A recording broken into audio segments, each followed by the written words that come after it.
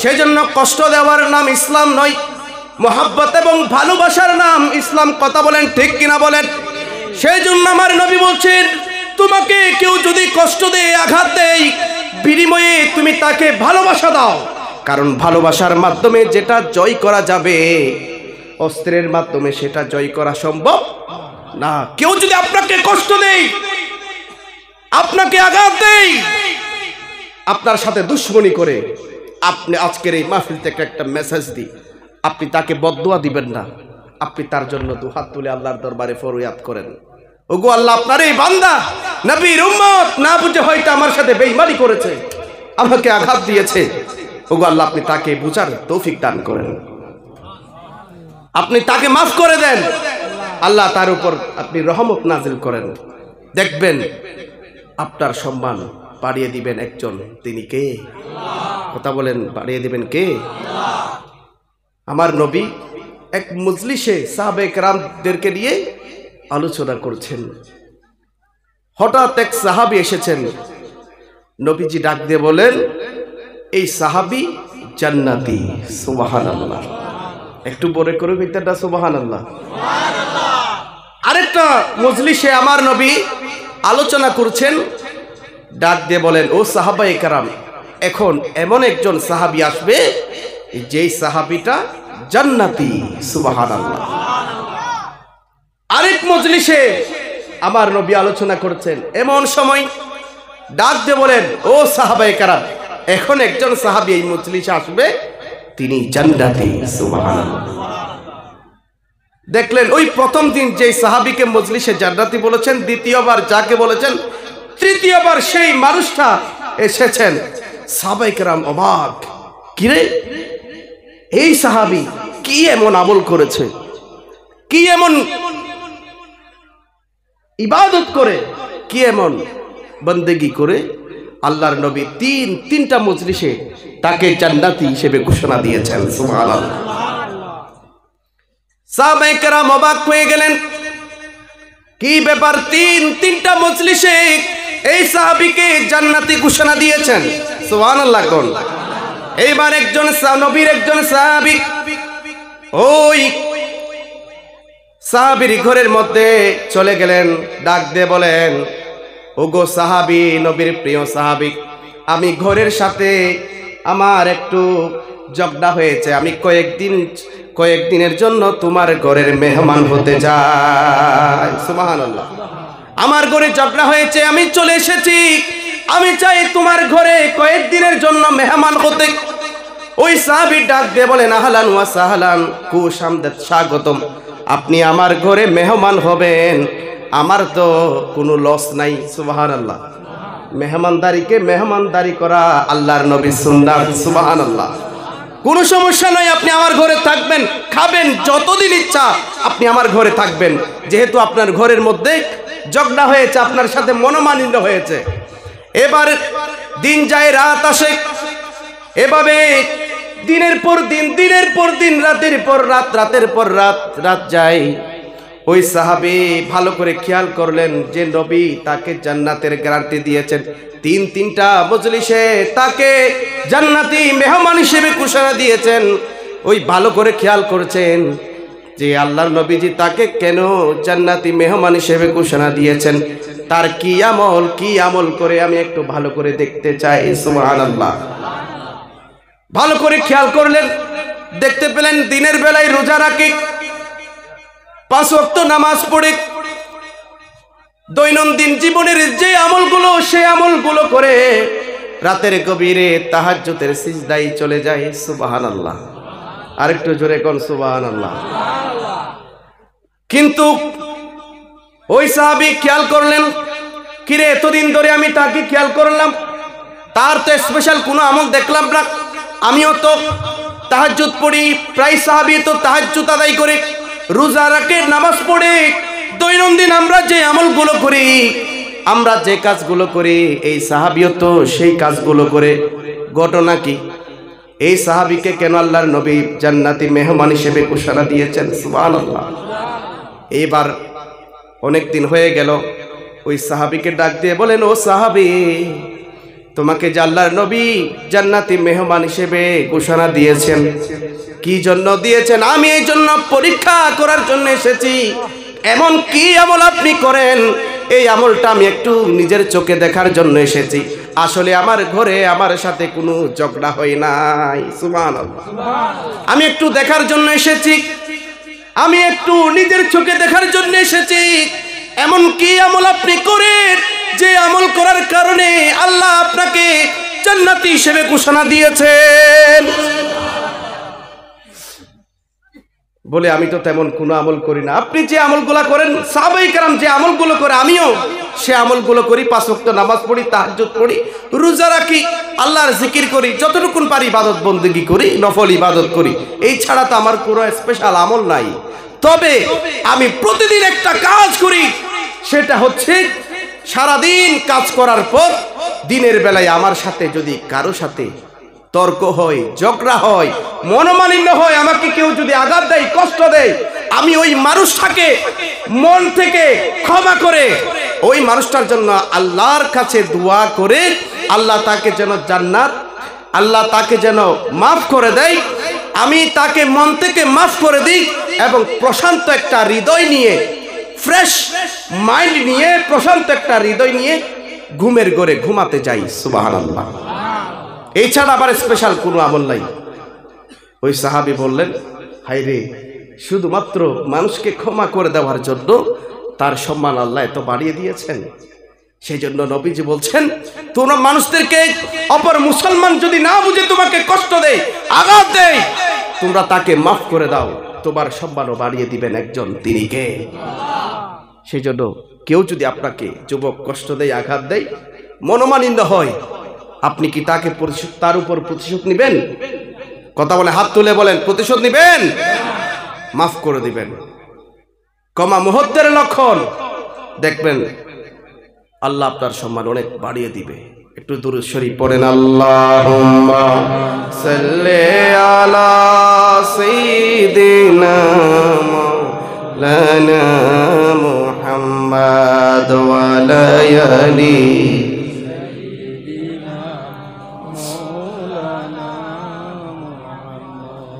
দেখেন নবীজি কেমন রাহমাতাল লিল আলামিন।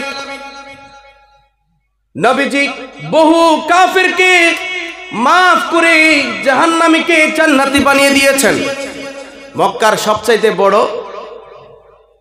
সবচাইতে বড় কাফেরের নাম কি বলেন তো?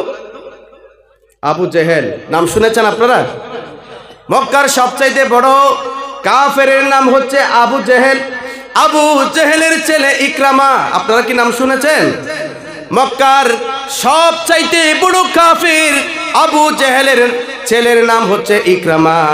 ওই ইকরামা আমার নবীর বহু সাহাবীকে শহীদ করে দিয়েছেন, বহু মুসলমানদেরকে হত্যা করেছেন। মক্কা বিজয়ী হওয়ার পর ওই ইকরামা পালিয়ে ইয়ামেনের মধ্যে চলে গেলেন।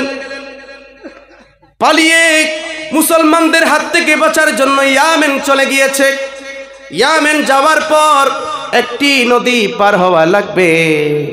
ওই নদী পার হওয়ার জন্য একটি নৌকা আছে। নৌকার মাঝিকে ডাক দিয়ে বলেন, হে নৌকার মাঝি, হে নৌকার মাঝি, আমরা মক্কা থেকে পালিয়ে এখানে এসেছি, আমাদেরকে একটা নদীটা পার করাই দাও।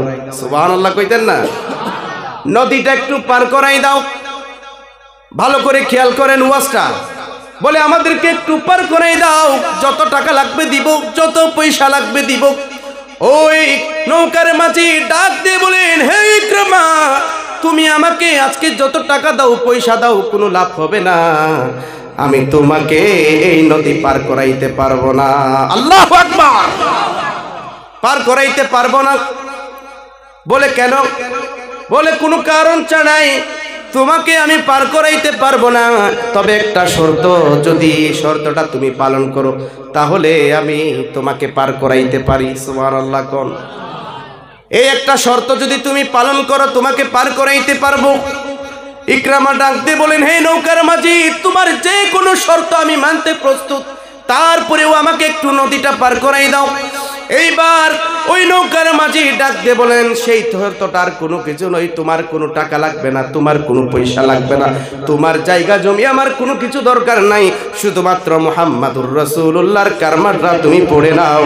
যদি মুহাম্মাদুর রাসূলুল্লাহর কালমা তুমি পড়ে মুসলমান হয়ে যাও, তাহলে আমি তোমাকে নৌকা দিয়ে পার করাই দিব। আবু জাহেলের ছেলে ইকরামা চোখের পানি ছেড়ে দিলেন, হায়রে কোথায় মক্কা, কোথায় ইয়ামেন, এখানে নবী মুহাম্মাদের কালমা ইসলামের দাওয়াত এতটুকুন পর্যন্ত চলে এসেছে। ইকরামার বিবি স্ত্রী ডাক দিয়ে বলেন, হায়রে ওগো ইকরামা, এভাবে কয়দিন পালিয়ে বেঁচে থাকবো, চলো আমরা নবী মুহাম্মাদের কাছে চলে যাই, নিশ্চয় তিনি আমাদেরকে মাফ করে দিতে পারে, কারণ নবী মুহাম্মাদের অন্তরটা আকাশের মতো বিশাল। নবী মুহাম্মাদের অন্তরটা আকাশের মতো বিশাল, আমরা গিয়ে তার কাছে মাফ চাইবো, নিশ্চয়ই তিনি আমাদেরকে মাফ করে দিতে পারে। আমরা অন্যায় করলে করেছি, না বুঝে করেছি, বুঝে করেছি, নবীর বহু সাহাবীকে শহীদ করে দিয়েছি, বহু মুসলমানকে শহীদ করে দিয়েছি, আমরা নবী মুহাম্মাদের কাছে গিয়ে মাফ চাইবো। আমরা তো জানি নবী মুহাম্মাদের অন্তর আকাশের মতো বিশাল। সুবহানাল্লাহ, আর একটু জোরে বলেন আল্লাহু আকবার। এইবার ইকরামা ডাক দিয়ে বলেন, হে বিবি তুমি ঠিক বলেছো, নিশ্চয়ই নবী মুহাম্মাদের কাছে গিয়ে মাফ চাইলে তিনি আমাদেরকে মাফ করে দিতে পারে। এইবার ইকরামা চলে গেলেন, মদিনার উদ্দেশ্যে রওনা হয়ে গেছে, নবীর উদ্দেশ্যে রওনা হয়ে গেছে। আস্তে আস্তে আস্তে নবীজির কাছাকাছি চলে আসলো। আমার নবী ডাক দিয়ে বলেন, ও সাহাবায়ে কেরাম, তোমরা শুনে রাখো, আবু জেহেলের ছেলে ইকরামা আমার কাছে আসবে, আমার কাছে আসবে। যখন ইকরামা আমার কাছে আসবে, তোমরা তাকে আঘাত করতে পারবে না, তাকে কষ্ট দিতে পারবে না, তার গায়ে একটি ফুলের টুকাও তোমরা দিতে পারবে না। সুবহানাল্লাহ, তার গায়ে একটা ফুলের টুকাও তোমরা দিতে পারবে না।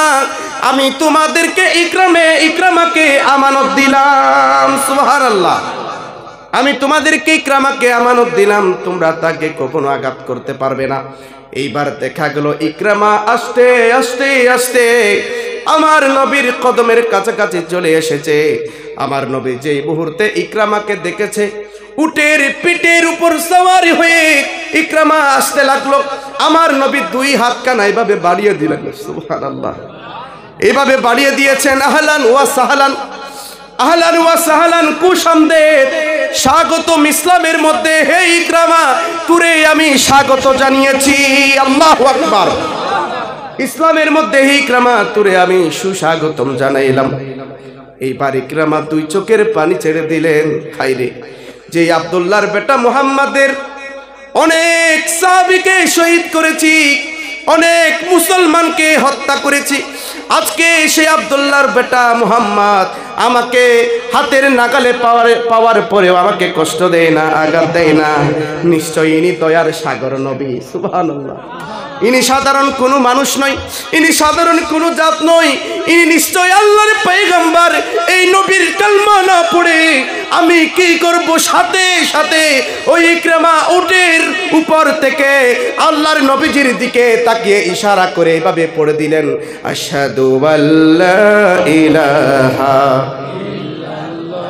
ওয়া আশহাদু আন্না মুহাম্মাদান আবদুহু ওয়া রাসূলুহু। কালমা পড়ে মুসলমান হয়ে গেছে। নবীর বহু সাহাবীকে শহীদ করে দিয়েছেন, নবীর বহু সঙ্গীকে, বহু মুসলমানকে হত্যা করেছেন ওই ইকরামা। তাকে হাতের নাগালে পাওয়ার পরেও আমার নবী শাস্তি দিতে পারতো কি পারতো না? বলেন, কথা বলেন, পারতো কি পারতো না? সেজন্য শাস্তি দেওয়ার নাম ইসলাম নয়, প্রতিশোধের নাম ইসলাম নয়, ক্ষমা করে দেওয়ার নাম ইসলাম, মারামারির নাম ইসলাম নয়, ঝগড়া ফিতনা ফেসাদ এগুলা কখনো করবেন না। আমার নবী এমনি এমনি ইসলাম আমাদেরকে উপহার দেয় নাই, বহু বহু কষ্ট করেছেন। নবী মক্কার অলিতে গলিতে যেদিকে হাঁটতো বিষাক্ত কাটা বিছিয়ে দিত। মক্কার ওই বুড়ি, ইহুদি ওই বুড়ি, নবীর পা থেকে রক্ত ঝরেছে, পা ফুলে গিয়েছে। একদিন ওই চলার পথে যখন কাটা দেখতে পাই নাই, আমার নবী সাহাবায়ে কেরামদেরকে ডাক দিয়ে বলেন, ও সাহাবায়ে কেরাম, নিশ্চয় আমার বুড়িমার কোনো সমস্যা হয়েছে। সুবহানাল্লাহ। নিশ্চয় আমার বুড়িমার কোনো সমস্যা হয়েছে, চল আমরা তাকে একটু দেখতে যাই। আল্লাহু আকবার। যেই বুড়ি প্রতিদিন আমার চলার পথে বিষাক্ত কাটা বিছিয়ে দেয়, আজকে ওই বুড়িমা আমার চলার পথে কাটা বিছাই নাই, নিশ্চয়ই ওই বুড়ির কোনো সমস্যা হয়েছে। দল বল নিয়ে আমার নবী ওই বুড়ির ঘরের মধ্যে চলে গেল। এখন ওই বুড়ির ঘর বিদ্যমান রয়েছে, আছে না নাই? কথা বলেন, হাত তুলে বলেন, আছে না নাই? আমার নবী ওই বুড়িকে দেখার জন্য চলে গেল। বুড়িমা অবাক হয়ে গেলেন, মনে হয় আব্দুল্লাহর বেটা মুহাম্মদ আমাকে মারার জন্য এসেছে। যে আব্দুল্লাহর বেটা মুহাম্মাদের চলার পথে সবসময় কাটা বিছিয়ে দিয়েছে, আজকে আমাকে মনে হয় মারার জন্য এসেছে, প্রতিশোধ নেওয়ার জন্য এসেছে। আমার নবী ডাক দিয়ে বলেন, হে বুড়িমা, আপনি টেনশন করবেন না, আপনি চিন্তা করবেন না, আপনাকে মারার জন্য আমি আসি নাই। আপনি অসুস্থতার খবর পেয়ে আমি এসেছি আপনার সেবা করার জন্য। আরেকটু জোরে বলেন আল্লাহু আকবার। ওগো বুড়িমা, আপনার সেবা করার জন্য এসেছি। হে বুড়িমা, আপনার কি দরকার, প্রয়োজন কি প্রয়োজন আমাকে বলেন, আপনার সেবা করার জন্য আমি মুহাম্মদ প্রস্তুত। সুবহানাল্লাহ। সাথে সাথে ওই বুড়িমা দুই চোখের পানি ছেড়ে দিলেন, টপ টপ করে নবীর আদর্শ দেখে চোখের পানি ছেড়ে দিলেন বুড়িমা। হাইরে, যে আব্দুল্লাহর বেটা মুহাম্মাদের চলার পথে সবসময় কাটা ভিজিয়ে দিয়েছি, আজকে আমি অসুস্থতার খবর পেয়ে আব্দুল্লাহর বেটা মুহাম্মদ আমার সেবা করার জন্য এসেছে। তিনি কেমন নবী, কেমন আদর্শের নবী। সুবহানাল্লাহ। এমন মানব তো আমি মক্কার জমিনে আর দেখি নাই, এমন সন্তান তো আমি আর পৃথিবীর বুকে দেখি নাই। নিশ্চয়ই সাধারণ কোনো মানুষ নয়। সাথে সাথে ওই বুড়িমাও পড়ে নিলেন, লা ইলাহা ইল্লাল্লাহু মুহাম্মাদুর রাসূলুল্লাহ সাল্লাল্লাহু আলাইহি ওয়াসাল্লাম। বুড়িমা সাথে সাথে নবীর আদর্শ দেখে কালমা পড়ে মুসলমান হয়ে গিয়েছে। চিৎকার মেরে বলেন আল্লাহু আকবার। লা ইলাহা ইল্লাল্লাহ, জোরে লা ইলাহা। একটু মহব্বতের সাথে কি পড়া যাবে? আল্লাহর জিকির কি সবাই একসাথে আওয়াজ দিয়ে করতে পারবেন ইনশাআল্লাহ? লা ইলাহা, জোরে লা ইলাহা, লা ইলাহা ইল্লাল্লাহু, লা ইলাহা ইল্লাল্লাহু, লা ইলাহা ইল্লাল্লাহ, লা ইলাহা, লা ইলাহা, লা ইলাহা। वो हाशिमी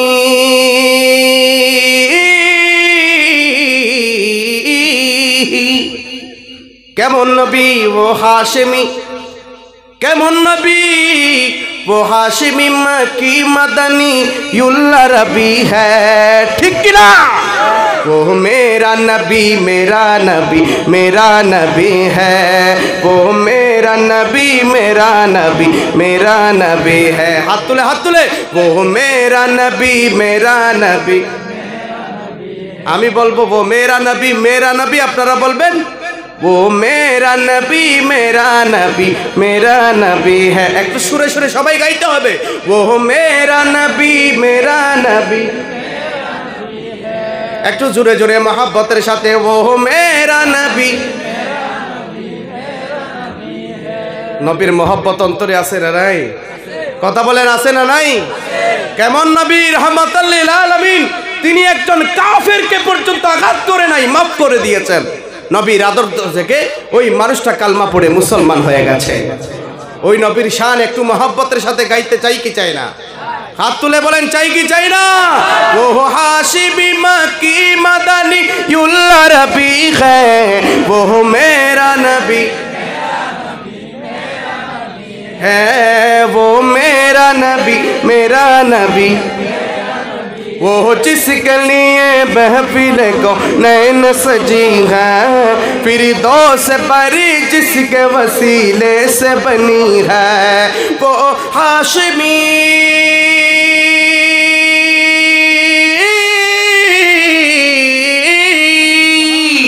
वो हाशिमी मक्की मदनीउल अरबी है, वो मेरा नबी, वो मेरा नबी। এই আওয়াজ মানি না, আশেকদের আওয়াজ এত নরম না, আর একটু গরম হতে হবে। আশেকদের আওয়াজ নরম নাকি গরম? জোরে কোন নরম নাকি গরম? ও মেরা নবী মেরা নবী, মাশাআল্লাহ। মাত্র 50% আওয়াজ, আরো 50% আওয়াজ দেন। ও মেরা নবী है, वो मेरा नबी मेरा नबी मेरा नबी है, वो जिसके लिए महफिल कौनैन सजी है, फिरदौस बरी जिसके वसीले से बनी है, वो हाशिमी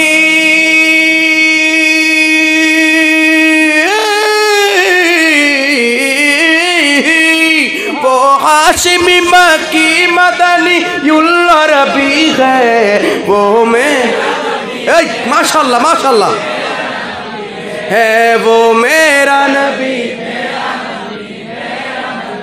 अल्लाह का फरमा अलम नशरह लक सदरक, मंसूब है जी से और रफअना लक जिक्रक।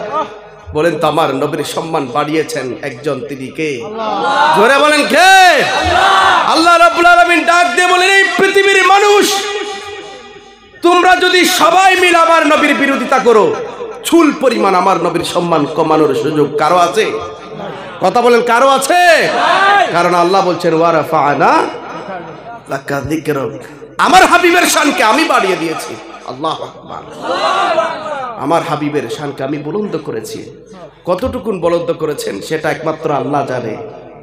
আল্লাহ রাব্বুল আলামিন বলছেন, আমি আল্লাহ রাব্বুল আলামিন আর আমার হাবিব রাহমাতাল লিল, আমি আল্লাহ যত জগতের আলম, যত জগতের আলামিন, আমি আল্লাহ তত জগতের জন্য আমার হাবিবকে রাহমাতাল লিল আলামিন হিসেবে প্রেরণ করেছি। সুবহানাল্লাহ। শুধুমাত্র মানুষদের জন্য নয়, শুধুমাত্র জিন জাতির জন্য নয়, ফেরেশতাদের জন্য নয়, পুরো জাহানের জন্য, পুরো জগতের জন্য আমার হাবিবকে আমি রহমতুল লিল আলামিন হিসেবে পাঠিয়েছি। তার প্রমাণ হচ্ছে মেরাজ। সুবহানাল্লাহ। কোন সিদরাতুল মুনতাহাতে গিয়ে জিবরিল আমিন বলেন, ইয়া রাসূলুল্লাহ, আপনি চলে যান রফরফের মধ্যে সাওয়ারি হয়ে, আমি আর সামনে আগাইতে পারবো না। বলে কেন? যদি আর কিঞ্চিত পরিবার সামনে আগাই, আমি জিবরিল আমিনের সমস্ত পাকা পুড়ে চারকার হয়ে যাবে। আল্লাহু আকবার বলেন। সেই জন্য আমার নবী নূরুন আলা নূর, জিবরিল আমিন যেখানে নূরের ফেরেশতা হয়ে সিদরাতুল মুনতাহা থেকে উপরে যাইতে পারে নাই, বলে সেখানে নূরের সাগর আর নূরের সাগর, 70,000 নূরের সাগর।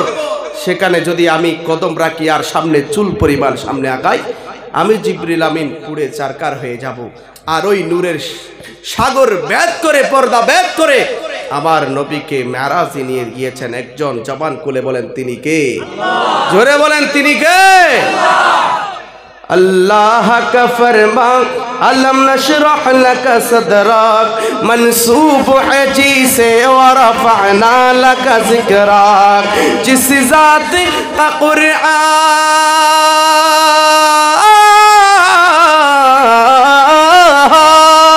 जिस ज़ात का कुरआन में भी जिक्र चली है, वो मेरा नबी, हाथ तुले, वो मेरा नबी है। नारे तकबीर, नारे रिसालत, नारे गौसिया, नारे गौसिया। अहले सुन्नत वल जमात, अहले सुन्नत वल जमात। আমার মাওলানা, আমার ভাই মায়াজুল আলম 500 টাকা নবীর শান শুনে দিয়ে দিয়েছেন। একটু আওয়াজ দিয়ে বলেন মারহাবা, আর একটু জোরে কোন মারহাবা। হাদিয়া দেওয়া সুন্নাত, হাদিয়া নেওয়াও সুন্নাত। একটু মারহাবা কইতেন না? আর একটু জোরে কোন মারহাবা। আল্লাহ আমার মাওলানা সাহেবের হায়াতের মধ্যে বরকত দান করুন, আমিন। আমি মুসাফির হিসেবে দোয়া করেছি, আমার ভাই আমাকে এই ইন্ডিয়ার জমিনে আসলে উনার শত ব্যস্ততার মধ্যেও আমাকে সময় দেয়, এত ভালোবাসা আমাকে দেয়।